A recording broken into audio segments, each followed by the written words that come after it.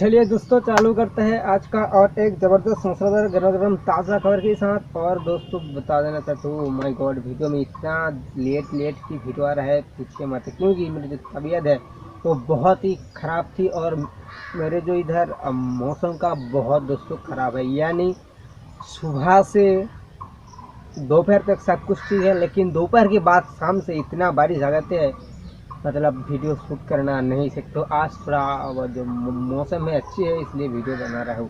दोस्तों आज का जो वीडियो है फ्लिपकार्ट पे लेटर के बारे में कुछ बातें, जो फ्लिपकार्ट पे लेटर का जो EMI पेमेंट है, जो मेरा फ्रेंड्स वगैरह है, जो ऐसे भी बहुत सारे सब्सक्राइबर है, उसके लिए जो फ्लिपकार्ट जो EMI ये फिर फ्लिपकार्ट जो पार्सल पेमेंट जिसको कहती है, उसका अगर इनेबल नहीं है या फिर वो अगर चालू कर सकते हैं, अगर कोई ऐसी हेल्प नहीं उस लोगों के पास आती है, या फिर वो लोग सोचते हैं जो किस तरह से ये चालू कर सकते हैं फ्लिपकार्ट के जो EMI पेमेंट है। क्योंकि एक साथ जो फ्लिपकार्ट पर जितना सारे प्रोडक्ट हम लोग शॉपिंग कर लेते हैं, लेकिन शॉपिंग करने के बाद उसका जो पेमेंट है एक साथ चुकाना पड़ती है। और अभी भी दोस्तों लॉकडाउन में किसी के पास जो पैसे है बराबर पैसा अवेलेबल नहीं है, इसलिए वो चाहती है अगर महीने में थोड़ा थोड़ा पैसा दे के उसे वीडियो को आप सही देख रहे हो।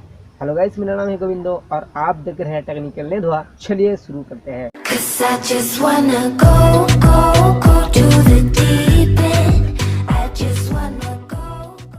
सबसे पहले अगर आप चाहते हो फ्लिपकार्ट EMI जो पार्सल पेमेंट, फ्लिपकार्ट जो पार्सल पेमेंट देने के लिए, सबसे पहले आपको फ्लिपकार्ट को ओपन कर लेना है, या फिर फ्लिपकार्ट जो वेबसाइट है उस वेबसाइट में आपको चल जाना है।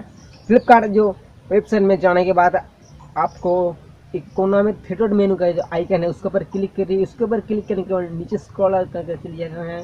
स्क्रॉल डाउन करने चले जाने के बाद आपका जो एक ऑप्शन है आपका अकाउंट का, उसके ऊपर क्लिक करिए। उसके ऊपर क्लिक करने के बाद आपका वहीं पे आपका अगर फ्लिपकार्ट पे लेटर एक्टिवेट है आपको दिखाई देगा दोस्तों। और आप कितना का शॉपिंग किया है सब कुछ दिखाई देगा। मेरे बोलने की कोई ज़्यादा नहीं है। और उसके ऊपर क्लिक करें और उसके ऊपर क्लिक करने के बाद आपका जितना सारे आप जो प्रोडक्ट लिया है, जितना सारा आपका अमाउंट है वो सारे तो आपको एक ही साथ में पे का ऑप्शन आ जाएगी। लेकिन बताते ना तो आप किस तरह से फ्लिपकार्ट पे लेटर का जो पार्सल पेमेंट है या फिर EMI पेमेंट आप किस तरह से इनेबल कर सकती है दोस्तों। तो सबसे पहले बता देना चाहता हूँ, आपके पास ये ऑप्शन अभी तक नहीं आया है तो कोई बात नहीं है। सबसे पहले आपको चेक कर लेना है ये ऑप्शन आपके पास आया है या फिर नहीं। अगर नहीं आया है तो कोई बात नहीं है। सबसे पहले आपको फ्लिपकार्ट जो कस्टमर केयर है उसके साथ बात करनी है। उसके साथ बात करने के बाद अगर वो लोग चालू कर देते तो वो अच्छी बात है, नहीं चालू करते तो डोंट वरी, कोई बात नहीं है।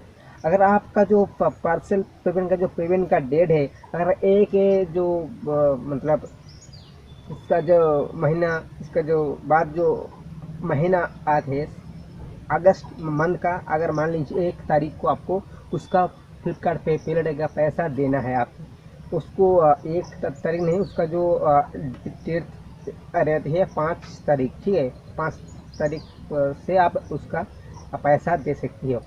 तो अगर आपका पास वो डेट आ गया है और आपका पास वो पैसा नहीं है और आपका उसका जो 1 से 3 से 5 बिजनेस डे के अंदर आपको उसको पेमेंट कर सकते हो, ऐसा कुछ उसका क्राइटेरिया है। अगर उस डेट के अंदर आप पैसा नहीं दे सकते हो, ठीक है, उस डेट के अंदर आपको पैसा नहीं दे सकती हो, तो फ्लिपकार्ट ऑटोमेटिक सोच जाते हैं जो बंदा के पास फुल पैसा नहीं है, यानी वो थोड़ा थोड़ा करके पैसा दे सकती है।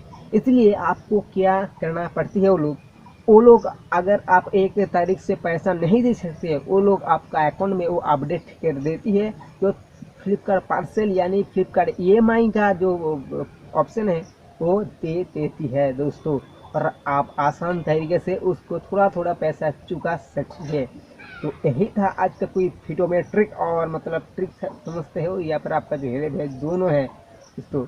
तो वीडियो में इतना ही है और पार्ट 1 वीडियो अपलोड करने वाला हूँ अगर मौसम तबीयत सब कुछ ठीक रहती है। तो आज का वीडियो इतने हैं, फिर मिलते कोई नेक्स्ट और